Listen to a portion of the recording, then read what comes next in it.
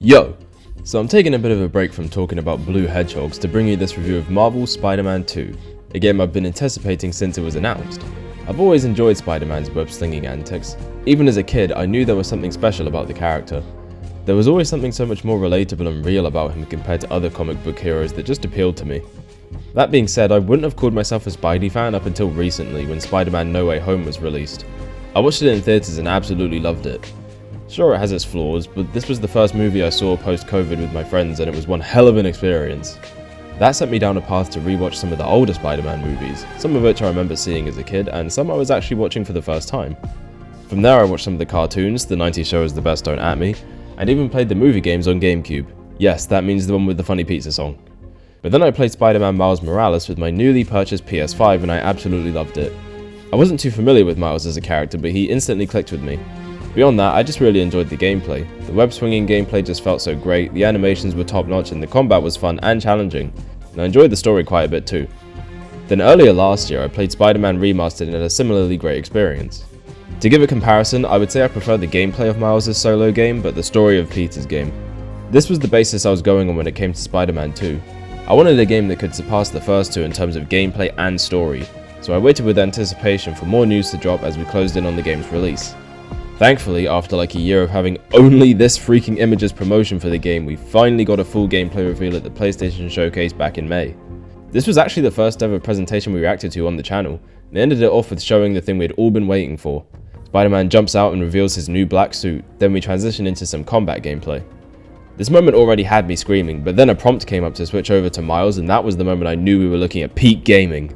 More trailers and details came out in the months that followed, including the reveal of some classic bosses like Sandman making an appearance.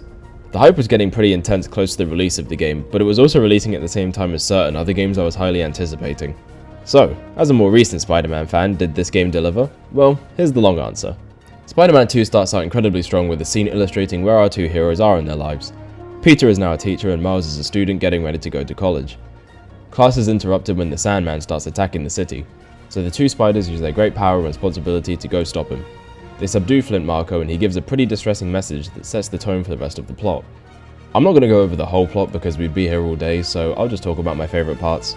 I loved how they handled the relationship between Peter and Harry. You really feel the history between them and it makes it harder to watch when things start to go wrong.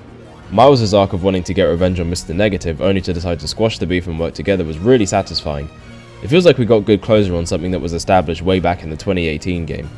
The way they adapted the symbiote into the story here was immaculate. I think this is one of my favourite symbiote arcs in all of Spider-Man media.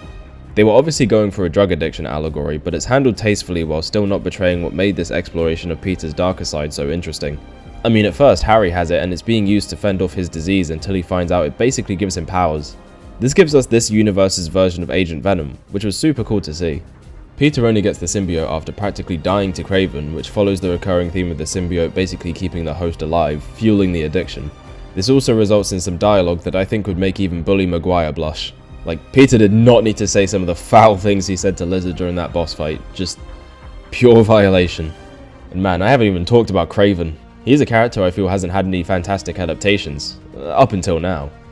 I love the idea that he's a dying old man who refuses to go out quietly, so he wants to battle an equal, someone that can defeat him in a fight to the death.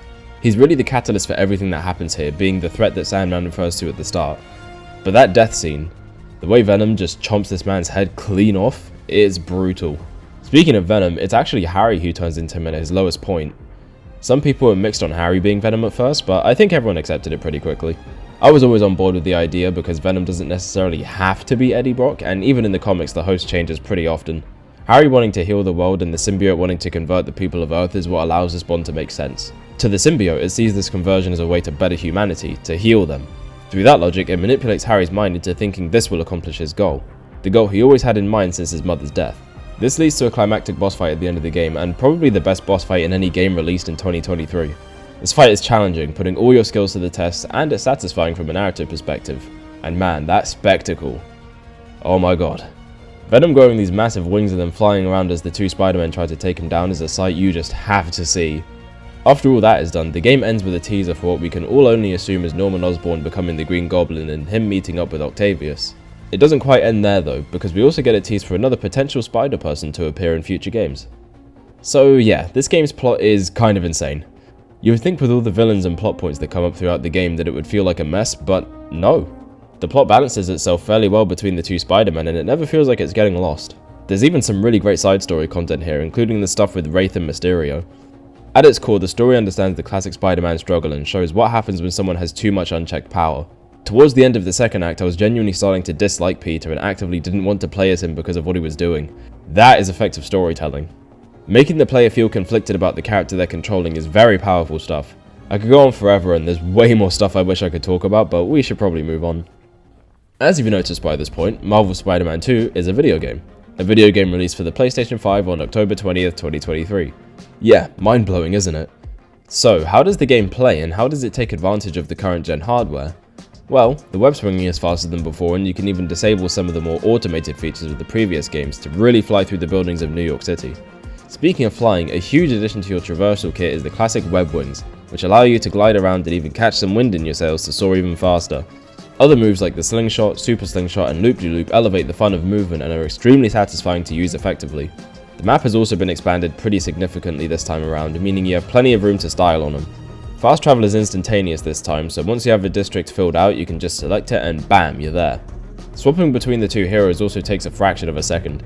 Insomniac once again flexing the real power of the PS5 in a way that some of Sony's internal studios seemingly can't even do. Combat works mostly the same as the previous game, but it's generally more difficult due to only being able to heal with a full focus bar. This means you'll need to be more attentive and pick whether you want to heal or use your focus for a takedown. The skill tree has 3 pages, one for each Spidey and a shared skill tree. This means there are plenty of moves to unlock between Miles and Peter, which are expanded through Peter's symbiote moveset and Miles' evolved Venom abilities. There's also an added L3 and R3 move for both characters. Miles gets the Mega Venom Blast, which instantly clears out all enemies in your immediate area. Peter gets the Symbiote Surge, a movement and strength buff that makes taking down enemies a breeze. He gets to keep this post-game due to having Anti-Venom too, so that's pretty cool. The amount of web gadgets have been reduced from the previous games, but I feel like this is in favour of keeping up the flow of combat. Overall, there's a lot of options and tools at your disposal, making every encounter fun. Hell, even after finishing the game, I just found myself looking for ongoing crimes to bust just because the combat is so engaging. I definitely think there is still more room for variety, but they introduce enough new enemy types in this game to keep it fresh. Exploring the map is super fun, but some of the rewards for exploring range from intriguing to just straight up awesome. Marco memories give you an idea of what happened when Kraven first arrived in New York from the perspective of Sandman. Slowly uncovering what happened to turn him back into his grainy form was pretty cool. My favourite collectibles to find were the spider bots. I'd always get excited once I spotted one and looked forward to seeing what the design was based on. Collecting them all gives you this special cutscene that connects the Insomniac universe to the greater Spider-Verse, which got me hyped as that was for sure my favourite movie of 2023. There's a hell of a lot to do here that's worth exploring. The amount of detail put into every aspect of Marvel's New York makes it one of my favourite playgrounds in any video game. Graphically, this game is absolutely stunning and really takes full advantage of current gen hardware. Everything is really nicely rendered, ray traced and textured to immerse you in the sights of the city. The sound design and musical score truly give this game a cinematic feeling on par with Spider-Man's silver screen appearances. Even the DualShock is used to great effect here, going beyond some of the more basic or gimmicky uses it has in other games. Spider-Man 2 is a game that will absolutely have you glued to your seat whether you're a long-time fan of the wall crawler or a newcomer. That being said, my biggest complaint of this game actually has to do with what you get for completing it. After doing the main story, side quests, collectibles, upgrades, suits, and getting that sweet platinum trophy, what do you get? Nothing. After all that, you're kinda just left with a web swinging simulator where you can occasionally stop a street crime. Usually I wouldn't really mind something like this, but the gameplay is just so fun in this game that I'd really like more reason to come back to it. It has been confirmed that New Game Plus will be added in an update and it looks very likely we'll be getting DLC down the line as well, but I can't help but feel the game should have launched with those features. In general, there are some features including New Game Plus and also being able to change the weather that are weirdly missing from the game, resulting in some people believing the game was rushed. I can definitely see how people would think this is the case, but game development is much more complicated than that. Some features missing at launch doesn't always equal rushed development. Either way, I hope the lack of post-game content gets addressed. So, time for the verdict. Marvel Spider-Man 2 is such an achievement on the technical and gameplay front while also providing a gripping story. I truly do believe this is one of the best comic book games I've ever played. In fact, it's one of the best video games I've ever played. While I do understand some of the criticism this game gets, the way certain parts of the internet have switched up on this game, especially after the Game Awards, is absolutely undeserved. This game is genuinely incredible. If you have a PS5, this game is an absolute must play, and even if you don't have one, you now have a pretty good excuse to go out there and get one. Alright, so that just about wraps things up. Thank you all for watching. Let me know how you feel about Spider-Man 2 and remember to be respectful of everyone's opinions. The next review will be of Super Mario Bros. Wonder, which happened to release the same day. Let me know what reviews or retrospectives you want to see next. I have some ideas but would like some suggestions, so, leave them down below. Make sure to subscribe, follow my Twitch if you want to catch some live stream chaos, and I'll see you all next time. Take it easy out there. This is the Extra Zone Arcade, swinging out. Peace.